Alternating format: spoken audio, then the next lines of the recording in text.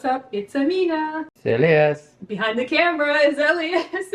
Yes. So, today I'm going to show you how to make a very, very delicious yet nutritious Ethiopian food. This is actually beets and potatoes, but in Amharic they call it kaiser bidinich. And you have to say kaiser, okay? Not just kaiser. No.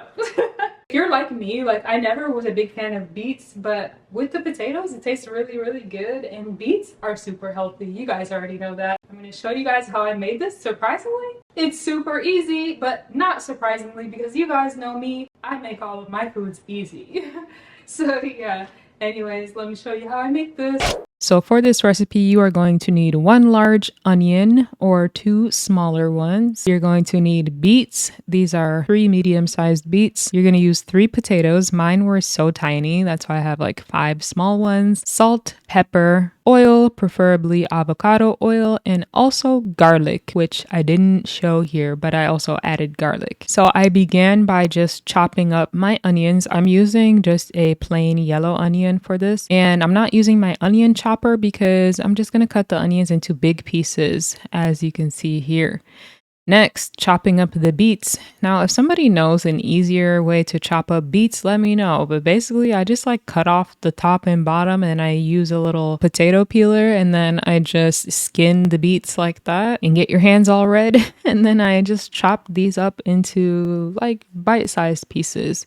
And then I went ahead and I skinned my potatoes as well, and I cut those up into bite-sized pieces as well. So overall, you kind of want to have equal proportions of everything. Onions, beets, and potatoes, or preferably you can have a little bit more potatoes than beets. The potatoes are really, really delicious. Next, I'm going to grab my potatoes and I'm just going to rinse them out with some water. You guys can see that there was some pink from the beets that kind of got on my potatoes, but when I wash it, you can see that it will all clean anyways. It doesn't matter anyways because I'm about to cook it together and it's gonna turn pink. So but yeah, there's some people that kind of, I don't know, they like to keep their potatoes as clean as possible. I'm not one of those people. So now I'm just grabbing like a medium sized stainless steel pan and I am adding my onions to the pan and it's starting to brown up my onions. I have a question. You guys let me know because this is something that me and Elias like have different theories on. For me,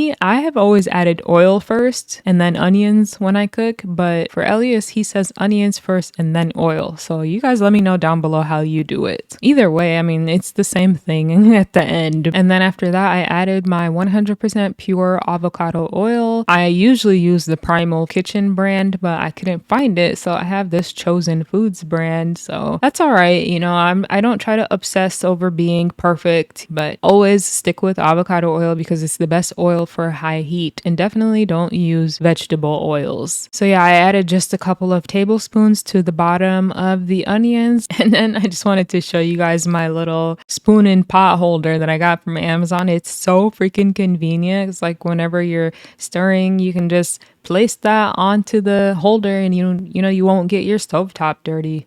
It's really convenient.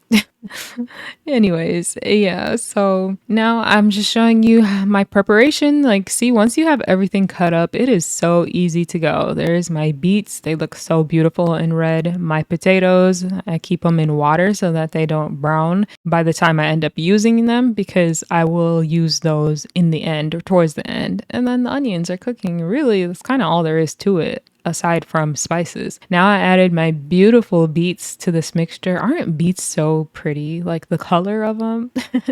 And then I did add a little bit of water just to kind of avoid it burning on the bottom. So yeah, I'm just continuing to stir this and let this cook. And really, you're kind of waiting for the beets to become softened. And this does take some time. So alternatively, you can actually throw your beets in the Instant Pot for 20 minutes, pressure cook, and that will save you like half of the time. But I might do actually a separate video with Instant Pot cooking. So now I'm adding my pink Himalayan sea salt and using my automatic gravity sensor grinder. It's also from Amazon. And yeah, it has like the blue light so that you can see how much salt is going in there. I know it always looks like a lot of salt on camera, but that's because this pink Himalayan sea salt is kind of not strong, I'll say. And I also added some pepper to this as well. And shout out to one of my subscribers who told me to buy Celtic salt because it's more healthier. So yeah, I'm gonna definitely buy that in the future. Now, the way that I decide when it's time to put my potatoes is I take some beets and I test it with a fork, and I'm looking for it to be about 75% finished cooking. So then when I add my potatoes, because the potatoes will just go in for about 10 minutes and everything will kind of be finished at the same time without anything turning mushy, basically. Now at this point where I can pretty much put my fork through the beets without that much resistance, I add my potatoes and I stir those around, and I did add a little bit of water to the bottom, and I also added some more salt and peppers. Potatoes are one of those things that take a lot of salt to taste good, but add to your taste, obviously. So yeah, now at this point is like when I forgot, oh no, I forgot to add the garlic. So me and Elias are double teaming here, and we crushed up like 3-4 pieces of garlic and just added it. Actually, it's kind of perfect because I prefer to add my garlic towards the end because you get more of that flavor. So yeah, then we just continue to stir this and let it cook. And after 10 minutes, this is what it looks like. And as you can see, my potatoes are finished cooking. My beets are finished cooking. It's beautiful. It's delicious. It's tasty. I'm transferring my beet and potato mixture into this glass storage container that I also got from Amazon because I'm kind of going to be meal prepping this week. So this is one of the dishes that me and Elias will eat for the next few days. And I know it doesn't look like a lot. For some reason, the camera makes it look small, but yeah, that'll last us for about 2 days at least. So yeah, anyways, this is how it looks. And when I tell you, it's very, very delicious and it's very healthy. Beets in general are just really good for you. They contain so many nutrients and actually doesn't have that many calories in it. But yeah, they contain a lot of folate. They have vitamin C, they have iron. So, a lot of us that have blood issues or anemia, beets are pretty good. And also they're very high in copper, which is super important, especially for premature graying. Yeah, that's something that I just learned recently. All right, let's go ahead and plate up our kesa bidinit. Sorry, kesa bidinit. Oh. You gotta pronounce that. I have my 100% tough injera right here that Elias bought for me because I didn't eat gluten. Are you making fun of me? This 100% tough injera is gluten-free and it's very, very healthy actually. Tough injera is high in iron, it's high in fiber, and gluten-free. So yeah, I prefer this as opposed to the mixed one. But to each his own. I also like the color. I'm so weird. I like that it's dark. I feel like the dark injera looks better than the light injera. Okay, let's plate it up.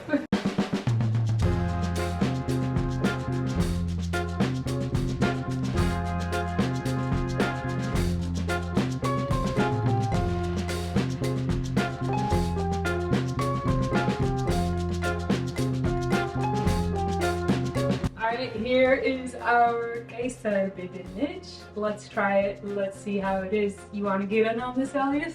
Come on. Try.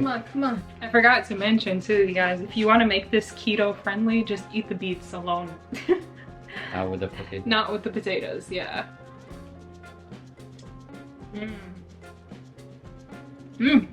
It's good. It's so good. Let me see. And we didn't overcook it, so it's not mushy. You gotta be careful not to make this mushy. Yep. Yeah.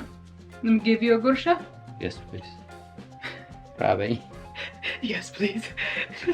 Rabe. You want a piece of both? Yeah, Elias gets a potato and a... Oh. What? What do you think? So good. So good. Definitely try this out.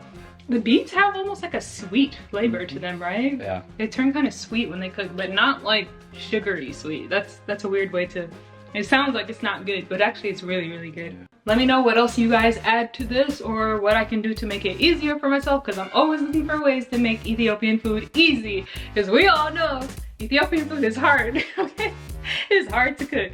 So yeah, anyways, that's it for this video, and we will see you in our next video. Peace. Bye. Peace in Africa. Ding.